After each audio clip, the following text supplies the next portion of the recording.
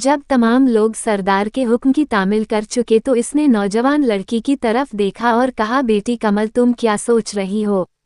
मेहमान की इज्जत का फर्ज सबसे ज्यादा इस बदनसीब कौम के सरदार के घराने पर आयद होता है। नौजवान लड़की हिचकिचाती हुई आगे बढ़ी। सुखदेव की तरफ हया, मुसर्रत और घबराहट में खोई हुई एक दिलफ्रेब मुस्कुराहट के साथ देखा। झुकी सुखदेव के पांव पर कांपता हुआ हाथ रखा और धड़कते हुए दिल को थमे आंखें झुकाए सिमटी हुई सरदार के करीब आ खड़ी हुई। एक लम्हे के लिए इसकी तमाम रगों का खून सिमटकर गालों में आ गया और फिर कुछ देर सुर्ख और सफ़ेद लहरें एक दूसरे का ताकुब करती रही। एक बरकी लहर सुखदेव के पांव से इसके दिल और दिमाग तक पहुंची, लेकिन समाज के मगरूर बेटे ने अपने दिल में किसी लतीफ़ ख्याल को जगह न दी।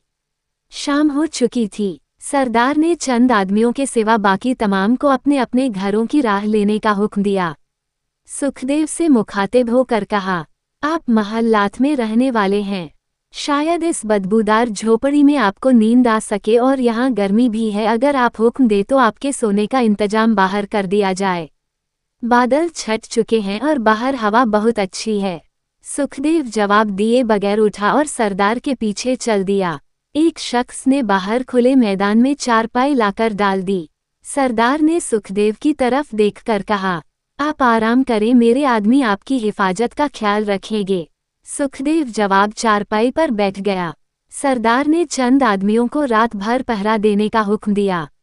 8-10 आदमी सुखदेव के इर्द गिर्द भीगी हुई घास पर बैठ गए। सुखदेव का परेशान जमीर बुलंद आवाज में पुकार उठा, ये बहुत ज्यादती है, मैं रात भर इतने आदमी को तकलीफ देने का हकदार नहीं। इस दिल में जिसे समाज की तरबियत इन लोगों के लिए पत्थर से ज्यादा सख्त बन चुकी थी, रहम की कोई दबी हुई चिंगारी जाग उठी। इसने सोचा, अगर मैं अपनी पूरी जमात के साथ दरिया अबूर कर लेता तो इन सादा लोगों इंसानों का क्या हश्र होता।